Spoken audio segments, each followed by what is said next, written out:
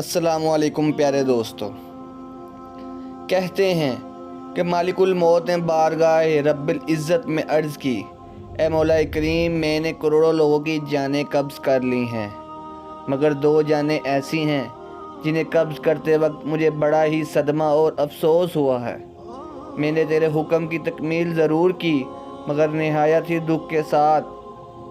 یہ دونوں ماں بیٹا تھے۔ واقعہ کچھ اس طرح ہے کہ ایک جہاز غرق ہو گیا تھا اور ایک عورت اپنے شیرخوار بچے کے ساتھ ایک تختے کا سہارا لینے میں کامیاب ہو گئی۔ تختہ دریا میں بہہ رہا تھا اور ماں اور بیٹا اس پر سوار تھے۔ اے مولا کریم، اچانک تیرا حکم ہوا، میں نے ماں کی جان اس تختے پر نکال لی۔ میرے لیے پریشان کن بات یہ تھی کہ ماں مر چکی ہے، اب بچے کا کیا حشر ہوگا۔ بچہ ایک ٹوٹے ہوئے تختے پر سوار ہے اور تختہ ہر آنے والی لہروں سے ٹکرا رہا ہے، جو کسی وقت بھی کسی تیز لہر کی زد میں آ کر الٹ سکتا ہے۔ بچے کے لیے نہ خوراک کا انتظام ہے، نہ کسی نگران کا بندوبست ہے۔ دریا کے کنارے دھوبی کپڑے دھو رہے تھے۔ اچانک کسی کی اس بچے پر نظر پڑی تو تختے کو کھینچ کر لائے۔ وہ سب بڑے حیران ہوئے کہ ماں مر چکی ہے، بچہ ہے، یارو مددگار تختے پر زندہ سلامت موجود ہے۔ وہ لوگ اس بچے کو اپنے سردار کے پاس لے گئے۔ سردار بیچارہ بے اولاد تھا۔ سردار خوبصورت بچہ دیکھ کر اس پر اس کا دل آ گیا اور سردار نے بچے کو اپنی نگرانی میں لے کر اسے بیٹا بنا لیا۔ یہ بچہ 8-9 سال کی عمر کا تھا کہ اپنے ساتھی بچوں کے ساتھ کھیل رہا تھا۔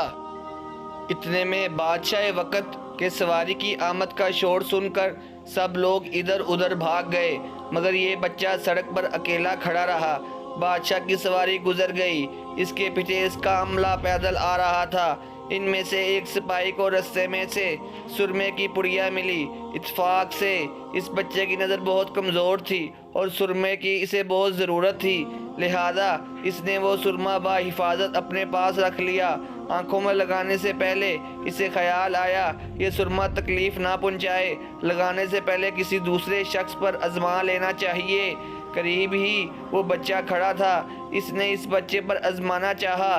بچے نے سرما اپنی آنکھوں میں لگا لیا، مگر جو ہی سرما اس نے لگایا، اسے زمین کی تہہ میں موجود بھی چیزیں نظر آنے لگیں۔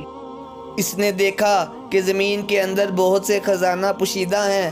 بچہ ہوشیار تھا، اس نے چیخنا چلانا شروع کر دیا کہ سرما لگانے کی وجہ سے میری آنکھوں میں سخت تکلیف ہو گئی ہے۔ وہ لوگ سرمے کی پڑیا گرا کر چلے گئے۔ بچہ سرمے کی پڑیا اٹھا کر گھر پہنچا اور خوشی خوشی باپ کو سارا واقعہ سنایا۔ سردار بڑا ہی خوش ہوا۔ باپ نے کہا، ہمارے پاس آدمی بھی ہیں اور گدھے بھی ہیں، تم سرما لگاؤ، ہم تمہارے ساتھ چلتے ہیں، جہاں کہیں خزانہ پاؤ ہمیں بتاؤ، ہم نکال لیں گے۔ چنانچہ ایسا ہی ہوا۔ بچے کے بتانے پر وہ لوگ خزانہ نکالنے لگ گئے۔ تھوڑے ہی عرصے میں امیر بن گئے۔ بچہ جوان ہوا تو اس نے اپنے پر پرزے نکالنے شروع کیے۔ ان کے پاس دولت کی فراوانی ہو گئی۔ اس نے آہستہ آہستہ بہت سے آدمی اپنے ساتھ ملا لیے۔ اس کے بعد تمام سرداروں کو ادھر ادھر کر دیا اور خود سردار بن گیا۔ آخر نوبت یہاں تک آ پہنچی کہ اس نے بادشاہ کے ساتھ بھی ٹکر لے لی اور اسے مغلوب کر کے خود بادشاہ بن گیا۔ اس بچے کا نام شداد تھا اور یہ وہی بچہ تھا جس کی ماں تختے پر ہی مر گئی تھی اور یہ اکیلا دریا کی لہروں کے ساتھ بہہ رہا تھا۔